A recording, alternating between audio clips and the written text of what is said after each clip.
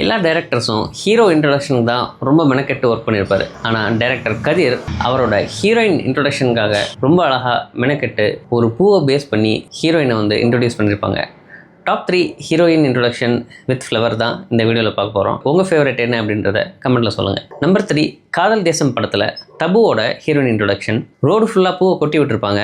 அந்த பூலெல்லாம் மிதிக்காமல் தபு நடந்து வருவாங்க. கடைசியாக 2 பூ வந்து என்னை ஏன் நீங்கள் மிதிக்காமல் போனீங்க அப்படின்னு ஒரு கவிதையும் பிளேஸ் பண்ணியிருப்பார் கதிர். இவள் பாதம் படாததால் இந்த மலர்களும் கண்ணீர் வடித்ததோ. நம்பர் 2, காதலர் தினம் படத்தில் வர ரோஜா கேரக்டர் கொண்ட சோனாலி பிந்திரே அவங்களோட இன்ட்ரொடக்ஷன். ஒரு ரோஜா ஃபுல்லாக ஒரு ரோஜா தோட்டத்துக்குள்ளே ரோஜா அப்படின்ற இவங்க உட்காந்துருப்பாங்க. அவங்களோட ஃப்ரெண்டுமே ரோஜா தோட்டத்துக்குள்ளே ரோஜா உட்காந்து தான் நாங்கள் எப்படி ஒன்று ரெகனைஸ் பண்ண முடியும் அப்படின்னு கேட்டிருப்பாங்க. பேரு ரோஜா, உட்காந்துருக்கிறது ரோஜா தோட்டம். ஒரு லைஃப் பார்ட்னரால உன்னை எப்படி நான் கண்டுபிடிக்க முடியும்? நம்பர் 1, நம்ம எல்லாரோட இதயத்தையும் வருடின இதயம் படத்துலேருந்து ஹீரா அவங்களோட இன்ட்ரொடக்ஷன். தண்ணியில் ரிஃப்ளெக்ஷனில் முதல்ல ஒரு ரோஸ் காட்டுவாங்க. ஹீரோ அடுத்த ஸ்டெப் எடுத்து வைக்கும்போது இன்னொரு தண்ணி ரிஃப்ளெக்ஷன் பார்ப்பாரு. அதில் வந்து ரோஸ் இருக்கும். ஆனால் இந்த வாட்டி ரோஸ் திரும்பி பார்த்தா ஹீரோயினோட இன்ட்ரொடக்ஷன்.